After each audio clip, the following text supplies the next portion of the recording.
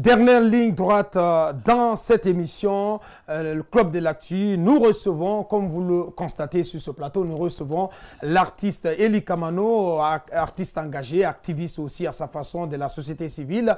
Il est engagé sur bien de causes à la fois guinéennes mais aussi africaines. Il était à l'origine de l'invitation du panafricaniste, de l'activiste panafricaniste Kémi Séba, qui devait donc atterrir en Guinée vendredi soir. Il en a été empêché, donc l'accès au territoire guinéen donc lui a été refusé. Il a été refoulé, donc Kémi Séba. Il n'a pas pu donc poser ses valises en Guinée. Il était attendu par la jeunesse et par les mouvements de jeunesse de notre pays. Eli Kamano est avec nous sur ce plateau pour en parler. Bonsoir à vous, Monsieur Kamano. Bonsoir. Merci de répondre à notre question. Première question, Eli, vous nous le disiez vendredi, dans les grandes gueules notamment, que Kémi Séba venait en Guinée suite à votre invitation. Mais lorsqu'il a été bloqué, on a vu quelqu'un sortir des bois subitement, un ancien ministre, Siaka Barry en l'occurrence.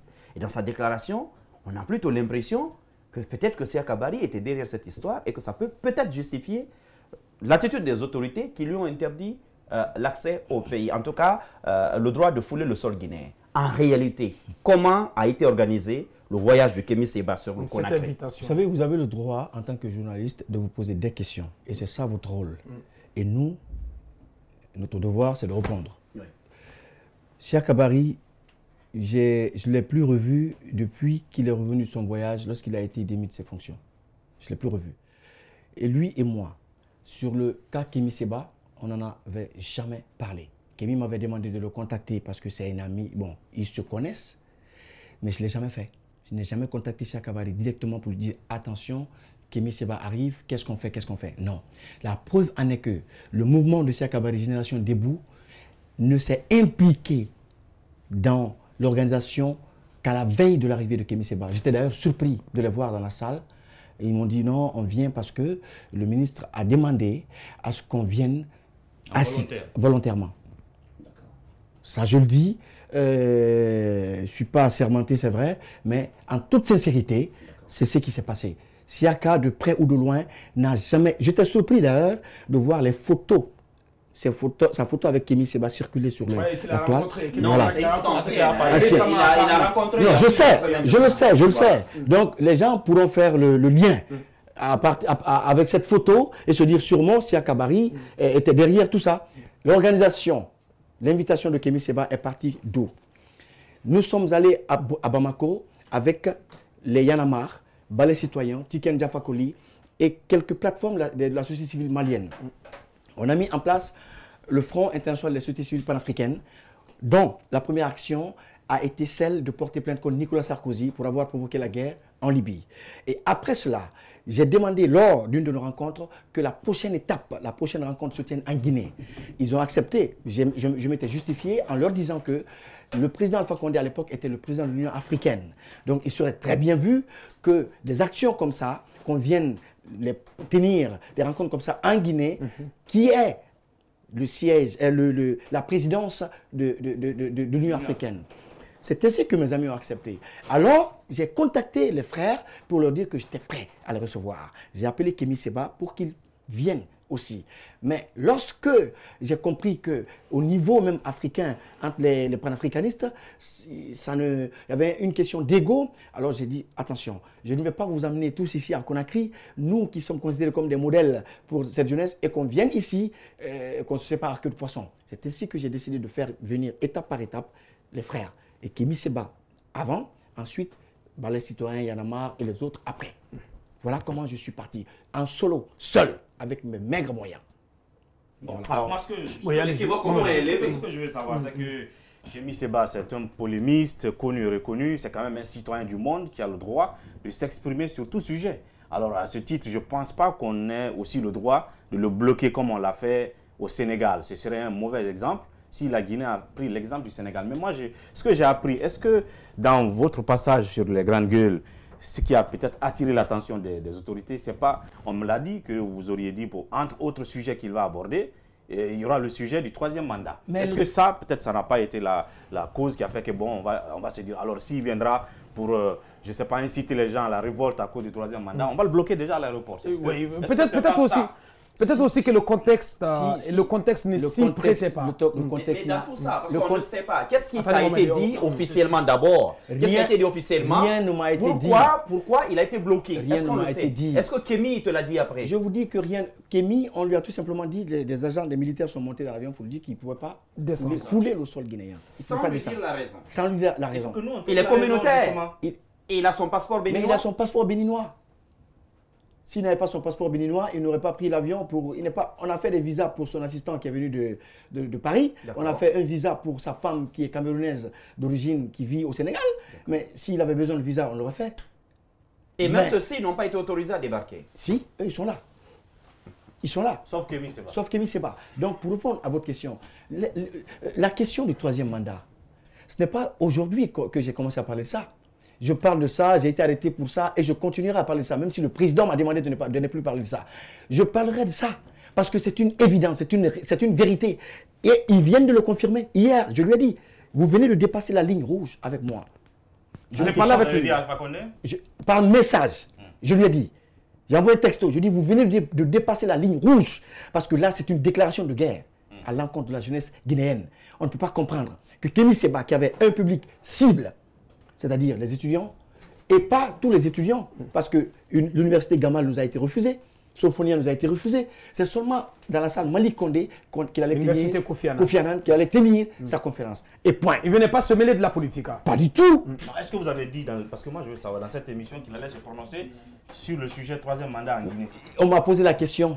C'est Ahmed Kourouma, non pas Ahmed Kourouma, Antoine Kourouma. J'ai dit, mais connaissant les réalités de la Guinée, c'est obligé qu'il passe par là. Oui, c'est possible qu'il parle de ça. Bien. Mais ça ne veut pas dire que Kémy, parler du troisième mandat, va inciter tout de suite les jeunes à sortir dans la rue et à casser. Non, là n'est pas la question. Alpha Condé est un président antidémocratique. Point. Lorsqu'il était opposant, nous, on s'est battu pour que Tiken Jah Fakoly arrive en Guinée parce qu'il était interdit pour avoir chanté Alpha Condé, libérez-le. Et lorsque ses avocats, il était en prison, sénégalais venaient, ils ont été interdits de séjour en Guinée. Mais des gens de tractations ont été faites pour que ceux-ci puissent arriver en Guinée. Il fait la même chose qu'il reprochait à Lansana Conté. C'est ce qu'il fait. Au moins, cette question, au moins les autorités guinéennes étaient informées de l'arrivée de Kémy Séba? Kémy Séba est un citoyen comme toi, mon frère. Et Eli Kamano, c'est voilà. On connaît le caractère sulfureux de l'homme, son caractère de polémiste, quelqu'un qui a brûlé le franc CFA au Sénégal, qui a été expulsé du territoire sénégalais. Oui, absolument. On n'utilise pas de franc CFA ici. Je sais. Voilà. Mais je parle de ces agissements, de l'homme. Est-ce que, au moins, pouvez-vous me dire que même après avoir brûlé le franc CFA, Kémy, de par ses agissements, a pu avoir un impact aussi négatif sur la vie sociale au Sénégal? Non. J'ai envie de vous poser une question. Lamine, peut-être. Eli, j'ai une question. Pardon, tout à l'heure, je vous ai même appelé Kémy finalement. Mais dans tout cela, comment vous, activistes, jeunes africains, artistes engagés, vous comprenez aujourd'hui que quelqu'un comme Kémy soit écouté en France, en Belgique, on lui déroule le tapis rouge, il est entendu, il fait des conférences, il n'a pas de soucis, mais sur son propre continent, on ne veut pas de lui. Mais c'est très simple, parce qu'on est avec des criminels. On vit avec des dictateurs qui veulent installer une certaine monarchie en Afrique. Je ne peux pas comprendre qu'un président qui a demandé à ce qu'on coupe le cordon ombilical avec la France, que ce même président ne soit pas la même vision que Kémy Séba, qui rejette radicalement tout ce qui vient de l'Occident, qu'il appelle impérialisme. Donc, si Alpha Condé, dans sa logique de couper le cordon ombilical avec la France, c'est paradoxal. Il devait en principe s'inscrire dans le combat de Kémy et accepter que Kémy Séba arrive en Guinée et parler à la jeunesse guinéenne. Lamine Mounima Cissé. Oui, moi ma question c'est par rapport à la coalition que vous avez formée. Je suis d'accord que Kémy, moi je suis contre le fait qu'on ait interdit l'accès du territoire à Kémy Séba. C'est un citoyen de la CEDEAO. Ça, je suis d'accord. Voilà, mais par rapport à cette guerre d'ego qui existe au sein de la coalition, nous, on a appris que les autres leaders que vous avez cités tout à l'heure, pas vous, que vous avez cités, s'encombrent de la collaboration de Kémy qu'ils estiment ne pas être dans leur logique de combat. Est-ce que c'est bien ça? Parfois, oui, c'est vrai. Parce que... On a assisté à un véritable clash récemment entre lui et Clovis hier notamment. Oui. Heureusement qu'ils se sont entendus finalement. Ils ont trouvé... La question m'avait été posée ici dans les grandes gueules. Je l'ai dit, la démarche de Kémy et la démarche de Clovis, c'est des démarches qui sont différentes. Je pense que... Mais pour la même cause. Pour la même cause. C'est ça l'essentiel. C'est ça l'essentiel. Et les autres, oui, il y a l'Etiken, il y a Y'en a marre, vous l'avez cité tout à l'heure. Y'en a marre, c'est disponible sur YouTube lorsqu'ils ont eu leur clash à la télévision en direct. Voilà. Et Kémy, les accusant, moi j'ai vu, les accusant d'être financés par des filières occidentales et tout. Ah, parce qu'il a été un militant de Front National. Donc on dit qu'il est le contraire de lui-même, Kémy.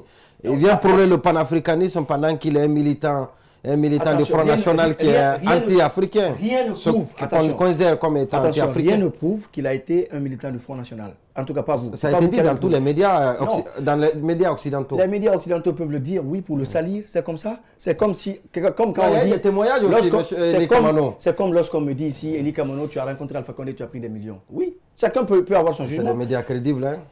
Les médias crédibles. Des médias crédibles. Mon frère, Malcolm X a dit que si vous ne faites pas attention, les médias vous feront détester les personnes qui sont sur le droit chemin. Attention.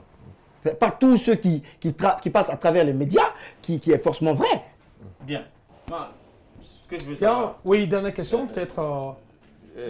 il devait aller à Kofi Annan, justement, vous l'avez dit, on lui a refusé l'université Somphonia, on vous a refusé l'université Gamal. Et en réalité, les sujets que Kémy devait aborder avec des étudiants, pour quel effet, cela devait avoir quel effet sur ces étudiants, en fait, ce que vous recherchez, en fin de compte, avec l'arrivée de Kémy en Guinée, est-ce qu'il venait juste pour se balader ou vous savez, lorsque moi, en tant qu'artiste, on me demande quel effet, quand tu vas au Burkina Faso, quel effet tu as sur la jeunesse burkinabé, tellement que je le sais, j'ai fait une tournée africaine de 14 pays et je vois l'engouement quand je vais dans les autres pays africains.